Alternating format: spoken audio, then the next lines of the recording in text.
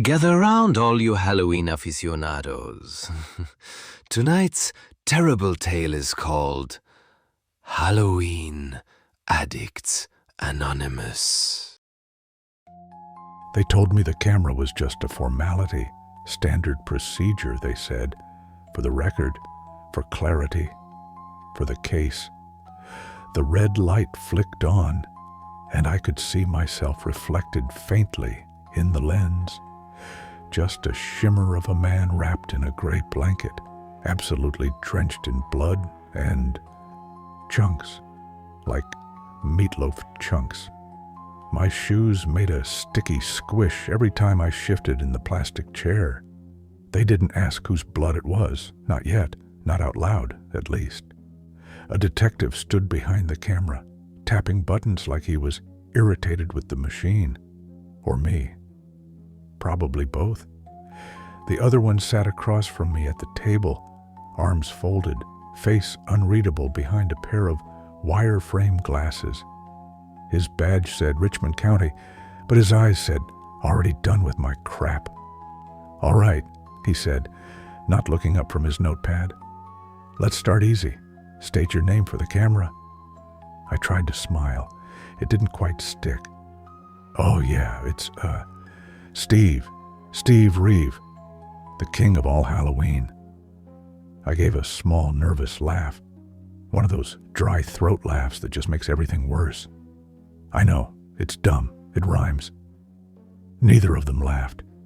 The room buzzed quietly, probably from the fluorescent light that kept flickering above us. Okay, Steve, the detective said, tell us exactly what happened tonight. Who was involved? I shifted in the chair, the blanket slipping off one shoulder. There was a bloody finger stuck in my shirt's fold, just dangling there. I tried to tuck it back under without them noticing. I don't think I can, I said softly. The one behind the camera sighed. The one across from me leaned in. Why's that, Steve? I looked at him like he'd asked me to expose the name of a spy. Like, how do you not get it? Well, it's anonymous. What is? He grumbled. You know, HAA. The detective blinked. What? I looked down at my shoes, then back up. Halloween Addicts Anonymous. They just stared at me. The two detectives, both of them, mouths a little open, eyes slightly wide. So I shrugged and leaned forward like I was letting them in on some tragic secret. Well, you know, everyone has a vice, I said. You know, drugs, alcohol. I lowered my voice. Sex. Neither of them blinked. We have Halloween. Now they looked even more confused, like someone had just changed the channel in their heads. Please, the bald one said, rubbing his temple. Explain, Steve. Plainly. Oh, it can ruin your life, guys, I said, almost too loud. I got divorced because of Halloween. Lost jobs, friends, even family. I pressed my hand to my chest like I was testifying in church. You don't understand. It's all I think about. My house? It's decorated year-round. I got foam tombstones in my bathtub. There's a fog machine in the hallway. And candy? Candy! I reached into my mouth and fished around. Look! I popped out my dentures with a soft click and held them up like a magician revealing a dove. These are fake, see? Too much taffy. Ate 'em right out of my skull. I slurred a little, putting them back in, then clacked my jaw for effect. It's a real problem, a disease, and the first step is admitting you have one. The two detectives looked at each other. The one in glasses scribbled something down that I really didn't like the look of. Then the bald one slammed a palm down on the table, not violently, just hard enough. Okay, fine. Okay, just fucking tell us who was there and what happened. We're cops. You can tell us, Steve. I flinched a little. looked down at my sticky shoes. I nodded slowly, and I told them. It was October 27th, which meant we were getting real close to the big day. There's a lot of relapses this time of year, you know. I was headed down to the basement of Our Lady of Eternal Grace. It's that church with the white cinder block walls. Do you know it? Anyway, that basement's where we meet every month, same day, same time. Halloween Addicts Anonymous, or HAA, sounds like a laugh. Ain't that something? We meet in this plain white room with metal chairs and folding tables. There's a water cooler in the corner that makes this constant gurgling noise like it's haunted. It's not. We checked. The walls are covered with old AA flyers and community outreach stuff, but nothing spooky, not even a plastic spider. There's only a few of us regulars these days. First, there's Susie Carpenter, but everyone calls her Suzu. She's this gothic chick, right? Always wearing these black skirts and combat boots like a vampire librarian. She's got blue hair, sometimes green or pink, depending on the moon or whatever. She says she's a witch, or a Wiccan, or maybe Mormon. I don't know. She's something. Never quite nailed it down. Suzu's here because she keeps cursing people with candles, or sticks, or these little bags she fills with feathers and cloves and dirt. Everything's ghosts and spirits. Anyway, then there's Brad Maynard. Yeah, that Brad Maynard. You don't know him? He runs that insane haunted house, Maynard Manor. It's on YouTube, like everywhere. Even got on the Travel Channel once. Not the good part, the dark tourism part. He makes people sign a waiver the length of a CVS receipt.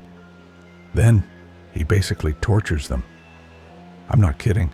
He does, like, waterboarding, burying people in shallow graves. One lady said he made her crawl through a tunnel full of roaches while he screamed insults at her. He says it's immersive. He's been sued like a dozen times and arrested more than once, but never convicted. Guess he's got good lawyers. Oh, and then there's Ashley Ramsey. Now she's something else, at first glance. Totally normal, blonde, beautiful, always smells like pumpkin spice. You'd think she's like a lifestyle influencer or something, but no, she's just like me, one of us. Her whole damn life is Halloween. She drives a pink hearse. Pink, I swear. It's got spiderweb rims and everything. Honestly, I think Ashley's real problem is men. I mean, she's got a type. Like, she's into psychos. No, not like emotionally unavailable guys. I mean, actual psychos. She once dated this dude who hung himself from the ceiling by meat hooks, said it was performance art. Another guy was a death metal singer who bit people on stage and got banned from 16 countries. Oh, and get this. She even dated this businessman who turned out to be a serial killer, for real. It was on the news and everything. He almost got her too, if she hadn't noticed that his wine fridge was full of jars of teeth. And then there's Mark, our group leader.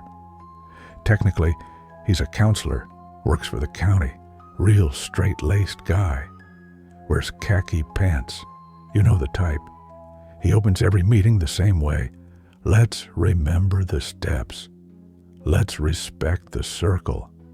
And let's leave Halloween at the door. Which is funny, because Halloween doesn't stay at the door. Not anymore. Look, I know what you're thinking, but I didn't bring the pumpkin. Let's just start there. You're staring at me like I did. Like I walked in holding a big jack-o'-lantern and set the whole thing in motion. I didn't. It was already there, sitting on the desk at the front of the room when we all came in. And yeah, it was a nice one. Perfect grin, triangle eyes. One of those carvings you'd think came from a stencil or something. But nobody mentioned it. Mark looked at it when he walked in like it was a roach he didn't want to step on. You could tell he was mad, but he didn't say anything. We sat in our usual spots. Nobody was in a good mood. Ashley was playing with her nails again.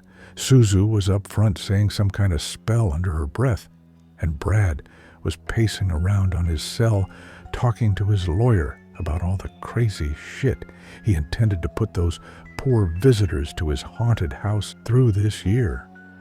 Just your normal meeting, really? Mark finally speaks up and drops a bomb on us all.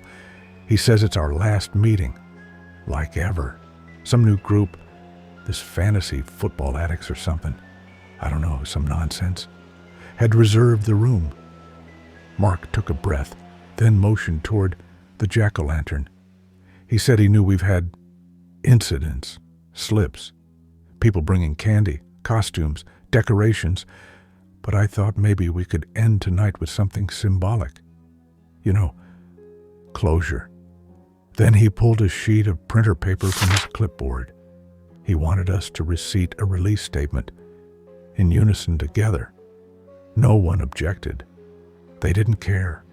Mark didn't really care. We all just wanted to leave early. Mark read it first line for line, then we repeated after him. I'll tell you what it was. I think I mostly remember. We renounce Halloween. We release the lies of ghosts and goblins, the masks and tricks and spells. We are not children. We are not creatures of the dark. We are whole. We are healed. Halloween is gone. Everyone else mumbled along, but I just moved my lips. I didn't say it. Why would I? I'm the king of all Halloween. Well, anyway, the lights went out. Not a slow flicker, just gone. Like someone snapped a switch somewhere outside the room, fully dark. Then, like a second later, that pumpkin lit up. Like a blowtorch went off inside it. It was blue and orange all at once, and bright, like it cast shadows on the wall. Someone screamed behind me. I think it was Suzu or Ashley, I'm not sure. I couldn't see. Then people started moving. Chairs scraping, panic bubbling up all at once. Mark yelled something about calm down, but no one was listening. Then, suddenly Mark started shaking, like real bad. His arms convulsed and twisted, and his fingers were twitching in spasms. He started floating 2 feet off the floor. It was awesome. His eyes turned white, and when he opened his mouth, it wasn't Mark's voice that came out. It was older. It was furious. He stared yelling, and it shook the room. He boomed. You have forsaken the night of the dead. Then everyone panicked. Like bad. Brad bolted to the door, but literally as soon as he opened it, exploded. Really, guys, he burst like a blood-filled water balloon. Only his boots were left. Ashley didn't move. Suzu didn't move. They just stared at Mark. Well, really, they were looking at whatever evil entity was wearing Mark's skin. Then evil Mark said, No one leaves. You've mocked the sacred. You spat on Samhain, turned your backs on the covenant of shadow, but redemption is still possible. The spirits of Halloween will tear your souls apart. Unless you can each overcome your deepest fears. Here. Tonight. Now I know what you're thinking. That it must have been awesome, right? No? Okay, well, it was definitely a strange turn of events. But anyway, I decided to speak up.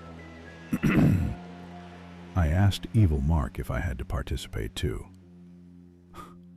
He said, Who dare speak? Oh, Steve. Actually, you're good. Just hang back for now. We saw you did not truly forsake us. Clever trick, mortal. But you cannot leave. You must bear witness to their suffering. "Yeah, I know." I got really lucky, guys. But anyway, then the whole redemption thing began. And boy, was it an ordeal. Now then, you, the one they call Suzu. You have used Halloween's dark powers to further your own desires, cursing your enemies and changing your fortune. Then you dare forsake us. No matter. For tonight, you will be put to trial as a real witch. I pray your 17th century judicial knowledge is up to date. Just then, with a big poof of black smoke, a group of stern-looking pilgrim types just appeared at the front of the room.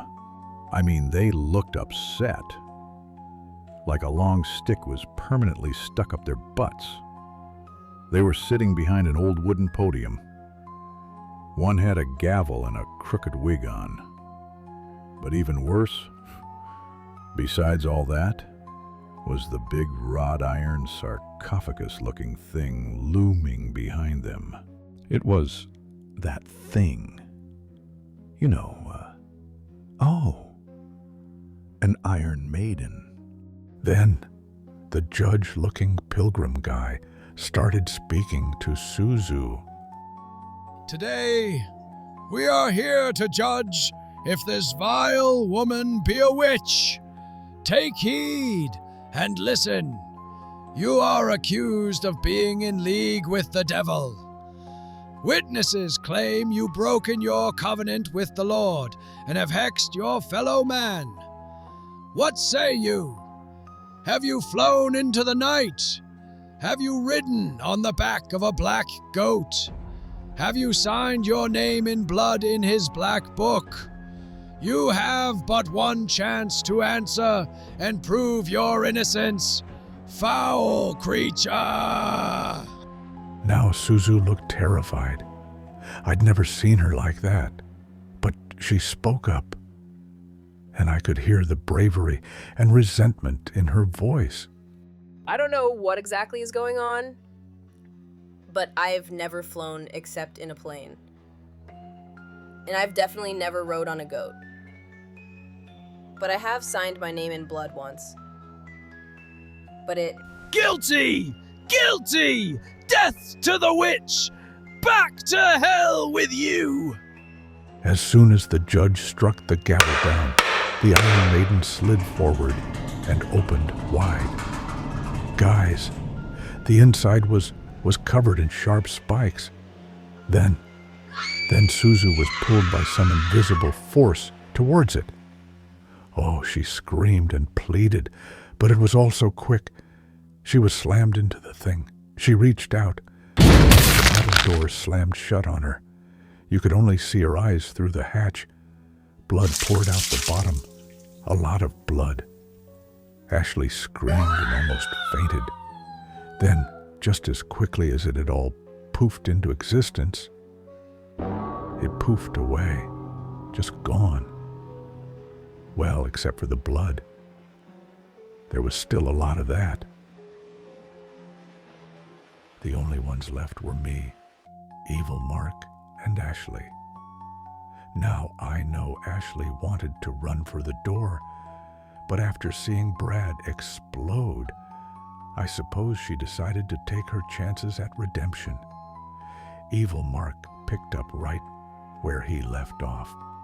Now then, Are you ready for a chance for redemption?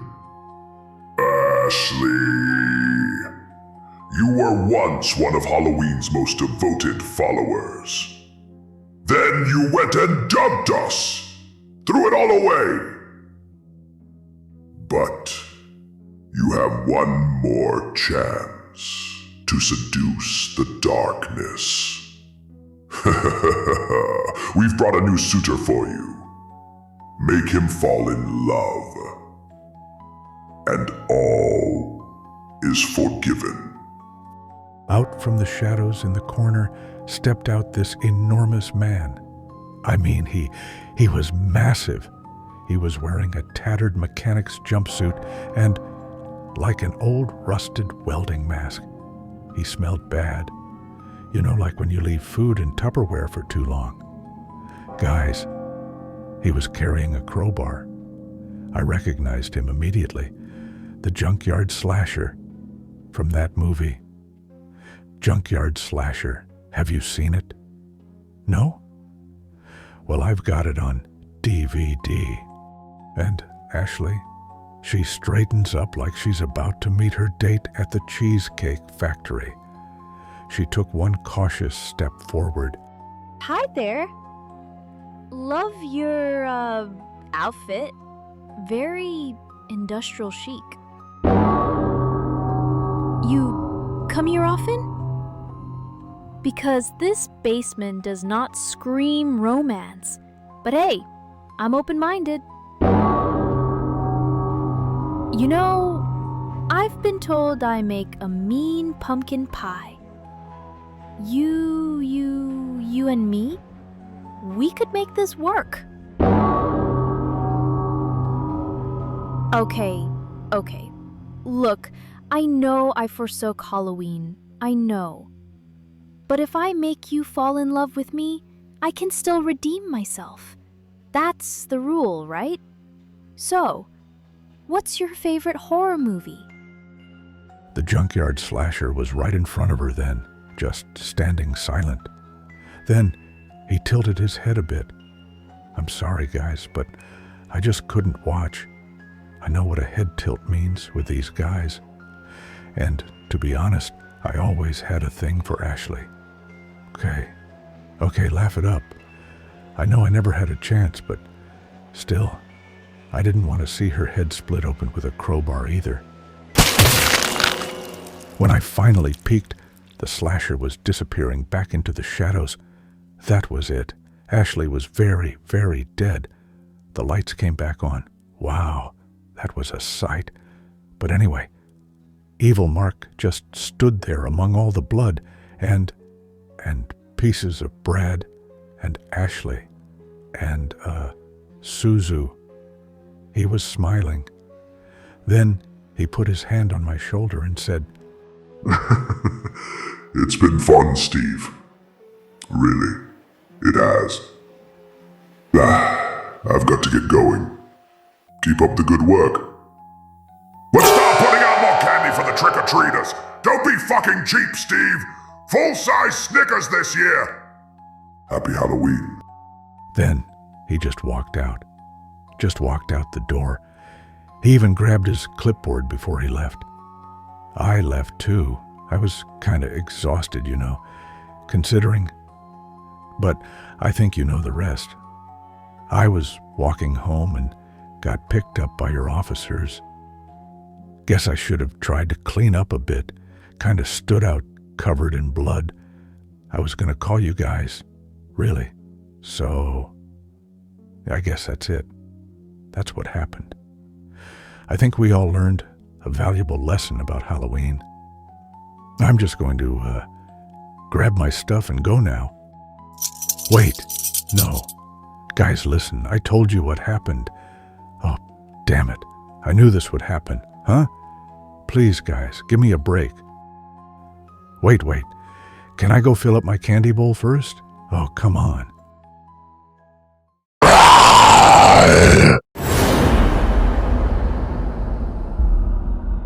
The veil draws shut once more, and our guest from beyond fades into the hush of candlelight. You've done well to linger this long, friend.